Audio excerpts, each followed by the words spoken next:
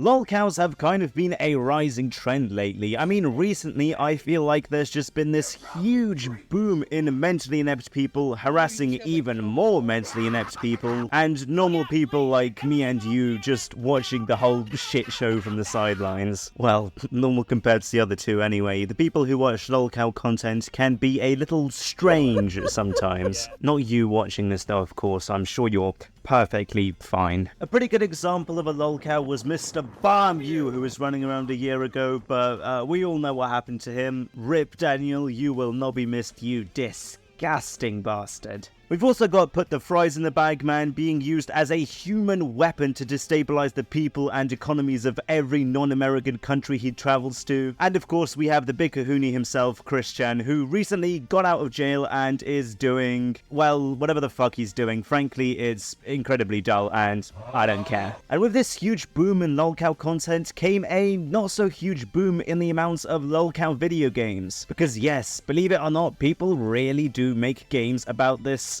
colourful bunch. And naturally I thought I would torture myself by playing some of these games, since I have literally all the qualifications necessary to do this. Also, I'm going to rank them because putting the word rank in the tags of a YouTube video is like feeding it straight crack cocaine. So, you know, put on your finest medallions, ready up that French onion soup please, and prepare yourselves for a bumpy ride. Before this video starts, I do just want to say, some of the recordings in this video may either look like total crap or be at like 2 FPS, and I apologize for this, but my PC is actually ass, and it can barely run modern games, even with the help of like, you know, Arch Linux. Also, if you enjoyed the video, don't forget to, you know, do the whole YouTube thing, you know, like, sub, whatever. I like seeing big numbers next to my name, so, yeah, now that is a brilliant value proposition if I've ever heard one. This does not even deserve a captain's log introduction, because this is dead serious. This guy needs no introduction. Bob Boinker Christian has a whole load of games made about him, since he is by far the oldest and most popular lolcow. So let's start off with probably the most famous lolcow game, Christian, a true and honest RPG. Now look, to be totally honest with you, I hate these sort of top-down 2D RPGs, right? I mean, I just can't get invested in them. It's not because they're 2D or anything, but because they straight up just bore the absolute crap out of me with their frankly dogshit combat and just walls of text. I mean, at least games like Persona have some eye candy and interesting characters to go with that stuff, but this, I don't know man, not so much. Yeah, going into this game, I knew I would absolutely despise it, because realistically, you can't expect me, or you for that matter, to give a fuck about Chris as a character or Bob as a character, because, spoiler alert, Chris is a awful person, and biggest spoiler alert, Bob is fucking dead. Anyway, hopping into this game, I was greeted by the classic Gino Samuel theme tune, and this demon started staring into my soul. Oh my days, get this fucking freak off my screen. What is this shit? Yeah, that was definitely not a pleasant experience, considering that it was like 1 AM whilst I was playing this. There was also some exposition that, frankly, I just didn't bother reading, since I just didn't really care all that much. And after this short intro, we were thrown right into the game, where immediately we have Lumberjack and Demented Woman yapping away at us, telling us to stay close to them, and then promptly running off about us like the wonderful parents they are. Essentially, the whole point of this first level is to navigate through the mall and get to the stage where Bernard Besson, or whatever the hell he's called, is waiting for you with your parents, you know, doing the whole Christmas performance thing. Seems easy, right? Well, actually, surprise, surprise, it is absolutely not. See, this game is kind of like Elden Ring, alright? No, it's not a masterpiece, game of the year tier game. Instead, it is so fucking unbelievably hard that it is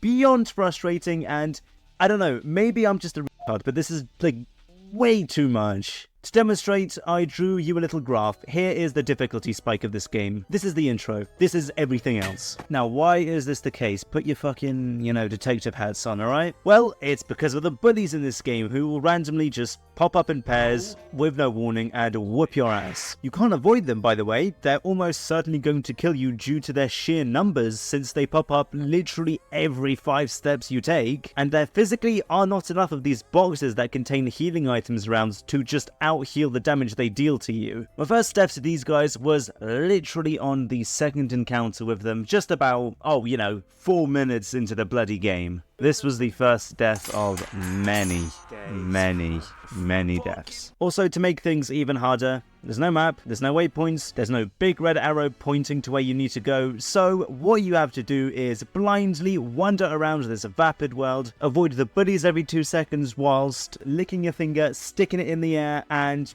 checking the direction of the wind and heading the way it blows like some, I don't know, fucking Indian chief cunt. And 90% of the time, you're going to head towards a dead end and have to turn back and fight like 20 enemies on your way back to where you started anyway, so what's the bloody point? So yeah, after experiencing this and wandering around aimlessly for like 10 minutes and also dying multiple times, I ran into this bear guy who essentially wanted to help direct me to the stage and become my first companion in this game. Now obviously, since this is a Christian game and the bear is kind of important, I couldn't exactly say fuck off to the bear, so he is in my party now. Funnily enough, he's actually also like 10 times stronger than Chris, and the only thing he doesn't have is Chris's super effective special attack that totally does something and isn't just completely pointless and useless. Anyway, you're never going to guess what we did as soon as he joined the party, by the way. I'm just going to show you.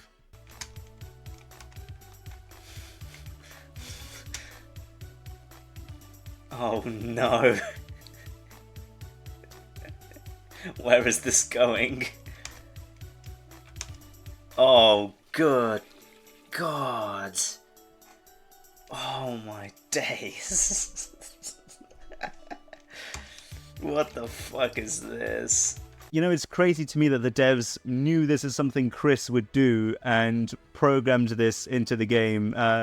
Well done, I guess. Heading into the next section of the mall, you are introduced to the next enemy type, which are these mall Santas, and they are the same as the bullies, but they deal more damage, and they also make the bear wet for some unknown reason. I actually thought I permanently died to these guys and would have to go back and load a previous save, but turns out you don't actually need Christian to be alive in this game, and you can just play as the bear, which is exactly what I did. Chris stayed dead for the rest of my playthrough, by the way. I didn't want to waste a precious item on reviving him, which turns out was actually a super huge mistake, because literally the next room over was a huge boss fight between Chris and a mirror version of himself. And essentially I had soft logged myself by not reviving Chris, because if I went back to buy some items to revive him, I would get my only living character, the bear, killed trying to do that, and just straight up fighting the boss with the bear would,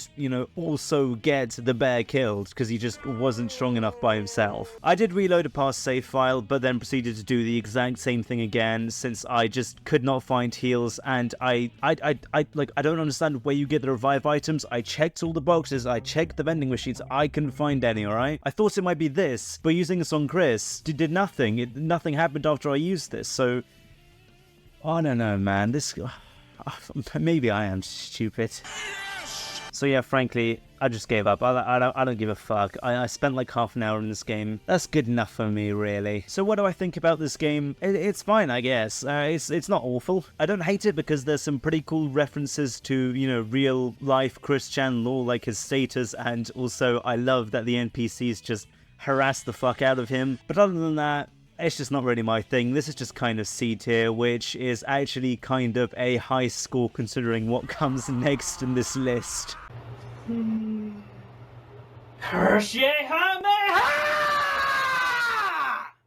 The best way I can describe it before the merge is it's kind of like somebody remade FNAF, but with Christian characters, and they made all the artwork using MS Paint, and all the coding was done in Python by a absolute fucking brain-dead 12-year-old. And how do I know this? Well, because, let's be real, no normal functioning adult would come up with this beast of a game. Also, I had a interesting issue when it came to recording footage for this game, but, I'm gonna let past me explain it. So yeah, this one is Linux native, by the way, but, full screen? No. Not here. Resizable screen? Absolutely not. We are just raw dogging this peak.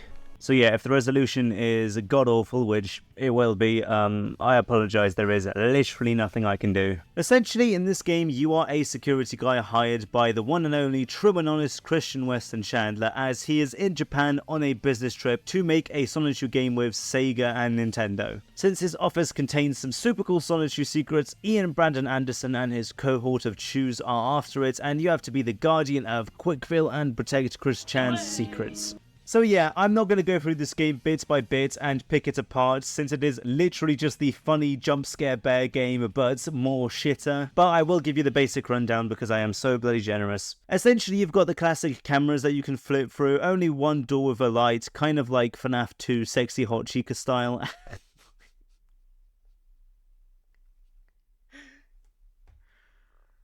Oh god, why did I write that down? Also, a generator you have to protect so you can recharge all your stuff, and then there's this distraction noise thing to scare off the Chews, which also needs recharging on top of all that stuff. There's also this portal to Quickville, but frankly, I still have no clue what it does. Maybe I missed something in the phone calls, but I'm not going to go back and check, so yeah, I don't know. It's here for decoration, let's just put it that way. I'm going to go through the nights very, very quickly here. Essentially, every night gets harder and harder, once again, FNAF. Night 1 is obviously piss easy, since it's just Chris, who is frankly as inept as his real-life counterparts, and you physically cannot fail here. I'm pretty sure you have infinite power in this night, because I sat with the door shut pretty much the whole night and did not see it drop down below 100%, so yeah. Cool, I guess. Night 2 is the same, but now your power goes down like 2 times faster for some reason, and also Sonichu is here, and he is messing with the generators, so you have to scare him off, otherwise no more recharging of anything for you. Other than that though, it's literally the same, nothing interesting. And guess what? Night 3 is also essentially the same as Night 2, who would have thought? Can you guess who the new addition for this night is, by the way? Here are your choices, who do you think? Obviously, like, obviously it's this one. Like, what the fuck? What did you expect? So yeah, Rosa Chu messes with the cameras instead of the generators, and she can be scared off with the same whistle thing as Sonichu, though honestly, I have never actually seen her break any of the cameras, so I'm not sure that she's actually programmed correctly, but, you know, I'm not going to go and check because I am not dying in a Christian game and putting it in a YouTube video. That is below me. Night 4, I died in a Christian game. Okay, look, this one was on purpose, alright? This one doesn't count. I did this just to see what the jump scare is like.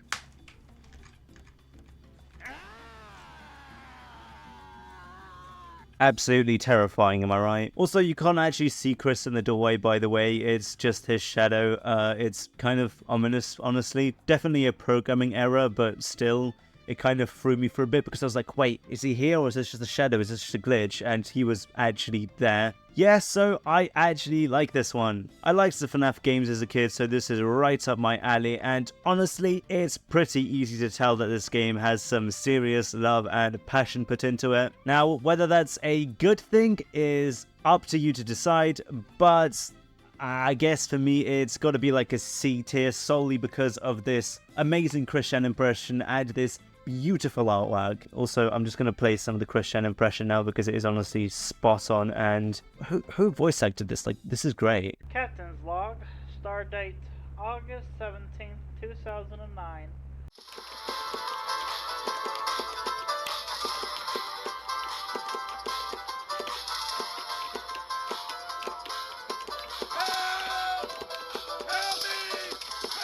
Okay, so I'm just going to let past me do the talking for this one, and I am also probably going to have to blur, like, the whole screen. I just heavily suggest you skip to this timestamp on screen here, because this is... I don't even know what to say. Just, yeah, I don't know. Okay, so, you can see the types of this one. I am unsure about it, but let's give it a shot. If this doesn't make it in, then it was an awful experience. And this isn't filling me with confidence. And neither is this.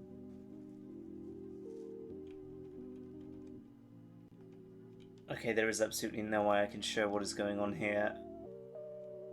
Oh my... What?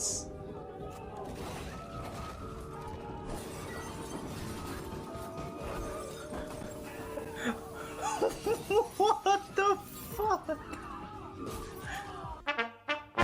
I haven't edited this video yet, but I know that blurring this is just gonna suck, and be glad you didn't have to experience that twice like I did, because even though obviously it doesn't actually look like her, it is still horrific to think about, alright? I will bomb your house till the day you die!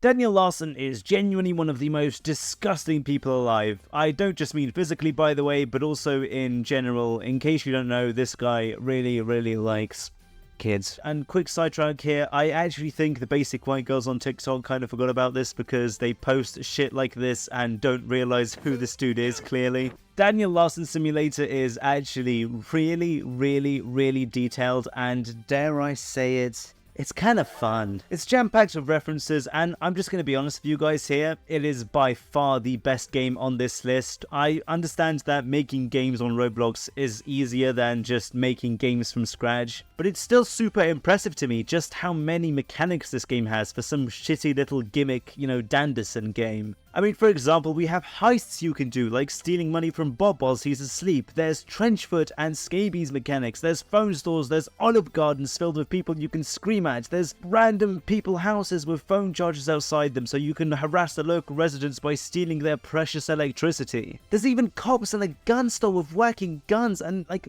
people shoot you in this game, and there's drug dealers. This is literally Grand Theft Auto Daniel Larsson edition, and I love this so much. Also, there's this club in the game, and I'm not actually sure why it's here. I don't know if this is some Daniel Larsson lore I'm missing, because I don't remember him going into any clubs. If tell me in the comments, I guess, because why is this here? Anyway, here was my first experience of this game. Oh my... What? What the fuck am I looking at right now? I mean, honestly, this is pretty accurate if I'm being totally honest with you. So is the drip. The drip is immaculate right now. So this game doesn't really have a story like the Christian RPG, but there is still a, you know, Larsson objective. Because obviously, this is a Daniel Larsson simulator, and what is Daniel Larsson's main goal?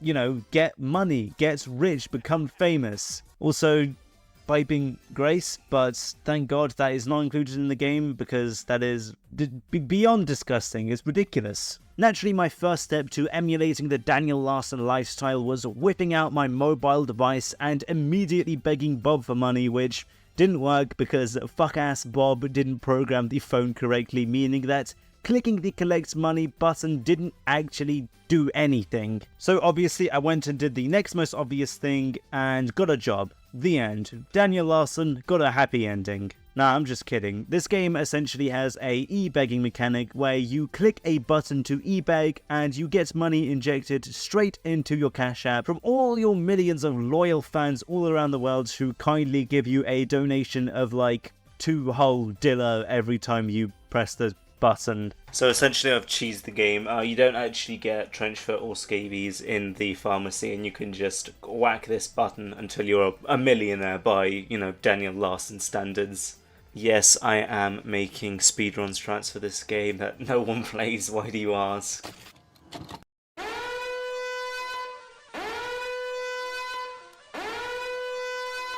Okay, so I didn't know this at the time, but this is absolutely not a speedrun strat, guys. Do not use this in your speedruns. This is probably the slowest way of getting money. Future Daniel Larsson speedrunners, this is old tech now, alright? Do not use this. Go do the Bob's heist. That is the fastest way. Trust me here, I'm a pro at this, alright? Here's my speedrun.com #1 listing. After wandering around the town for a bit, I found an interesting landmark. It was, of course, Bob's house, and also the first of many heists in this game. So I strolled in, read the instructions provided by this NPC who frankly just kind of looks like me. I mean, me in the game, not me in real life, I hope. And after that I went upstairs and robbed an old sleeping man. I should have gotten 5k for this, but being the genius that I am, I entered the incorrect pin for the safe, even though the actual post-it note with the pin on it was 30 centimeters away from the safe itself. So I panicked and ended up having to run out of the house with 3k instead of 5k, which is honestly a pretty big score and is almost certainly the most money Daniel Larsson has ever seen in his entire life. I then decided that I needed to do the whole heist again, and guess what happened? Guess. Yes, once again I entered the wrong code, even after double checking it like 3 bloody times. I then did it one more time after this, but this had a pretty boring outcome because yes, I entered the code correctly this time. Now that I had stacked up some dough, my next goal was to acquire what the Americans call a blicky and to become one with the Von, as they say. Wagwan. Americans, you're like 90% of my audience, so I'm really trying to integrate with you guys here, okay? Me and you are one and the same. Totally. Unfortunately, upon entering the gun store, I was immediately gunned down, since that is the only natural reaction to Daniel Larsson entering your store. What the fuck? I just got blickied. Man, you would not get this crap in the UK. At least we'd have the honor of challenging you to a, like, sword duel, you know, like real civilized people. Well, at least our skulls. Because of this, I got taken to the hospital and lost all of my money. Now this time, before entering the gun store, I decided to get myself some new threads to look less like a rabies-ridden dog. Obviously, I got the only fitting attire for Daniel Larsson in his current situation, and also purchased a new iPhone 17 Pro Edge Me Softly Max to go along with the new drip. Obviously, this allowed me to purchase a gun because, I don't know, America, I guess. I also managed to score some permanent foot cream and permanent scabies cream. I have no clue where I got this, and it just kind of went away after a few minutes, but it was great while it lasted, I guess. Also, I smoked some green, permanently got this stupid audio on loop, and also this disgusting screen stuck here for the rest of my playthrough. I then proceeded to go to the dance club disco thing, and I shot it up. Can't believe I just said that. Yeah, safe to say my Daniel Larsson journey at this point was pretty accomplished. Oh, and by the way, no, that disgusting sickly screen does not go away, so enjoy. But hold on, there was one thing I still had not done, and that one thing was the world-renowned and incredibly difficult shouting at people in Starbucks quest. I was kind of apprehensive to do this quest because I was told not to scream at the people who would hit you, and I had no clue how to spot someone like that. But thankfully, all of my worries were cleared once I entered the room, looked around, remembered this was Daniel Larsson Simulator, and realized the one I wasn't meant to shout at was the only black guy in the room.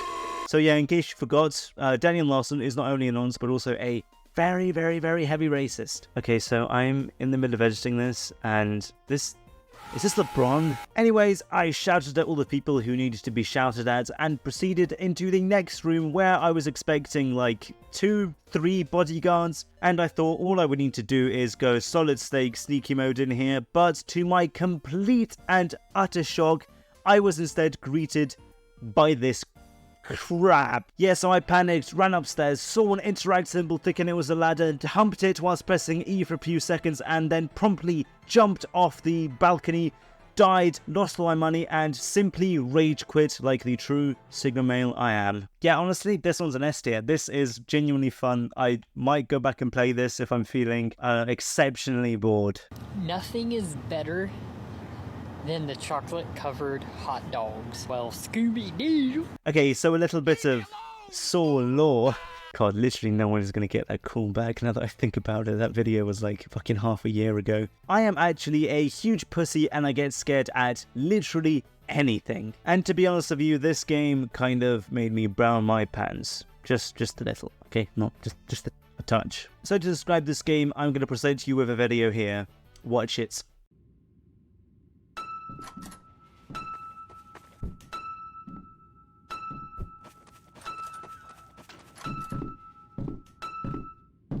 Yeah, so essentially it is exactly this, but replace boy lover Kanye with child lover Danderson, and yep, that is the whole game. Yeah, so essentially the point of this game is to solve a murder mystery and kind of just survive whilst going through these doors that you have to find the codes for first, and really it's just the back rooms, but instead of, you know, the piss-stained yellow walls, you get brown-stained poop walls with, like, way less scary at everything except from, you know, the actual monster. Also, this game just looks like dog shit, and you can tell where Daniel Larsson is at all times, so it just ruins everything, really. But honestly, that's nowhere near the biggest issue I had of this game. So, first off, what is this torch useful for? I assumed originally it was for some dark corners of the map, just like in the back rooms, but I mean, look at the lighting here. There is no dark corners anywhere. Naturally, then, I assumed it was meant to scare off Daniel Larsson, but again, nope, you could flash it in his face, you can just point it directly at him with no flashing, or you can, I don't know, shove it up his asshole, but no matter what you do, he will still proceed to jump scare you every single time. I did somehow manage to get him to fuck off once, but honestly, I'm not sure if it was even the torch that did this, because I literally could not replicate this. Also, the even bigger issue is that this game is just completely and utterly broken. Like, I found the code for the door and entered it, and nothing happened. I wasn't even doing a mindfire here, right? Like, this isn't the whole safe over and over again. I checked the codes like multiple times.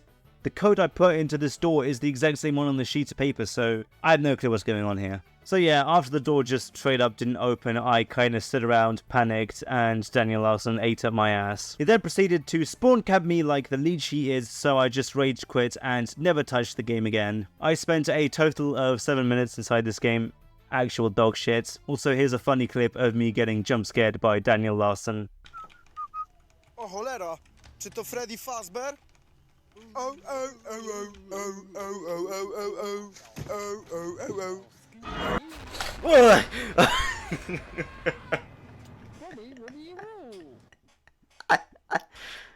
That actually fucking terrified me. I didn't know he would be there as spawn. Yeah, this one's not a good game, but, you know, it did scare me, and I got a funny clip out of it, so B tier it is, even though it's, you know, worse than these two down here. Yeah, in case you haven't noticed, these rankings, they don't really mean too much.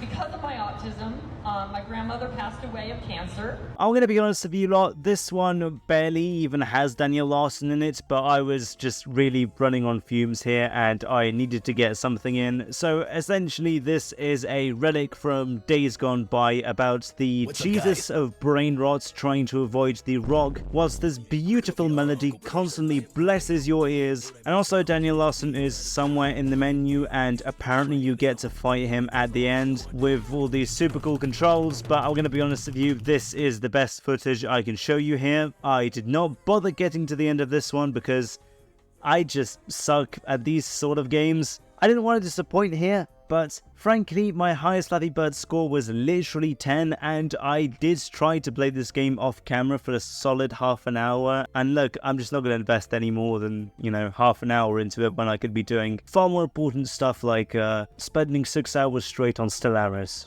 I love autistic map games. This one's a D tier for sure. What the fuck is going on?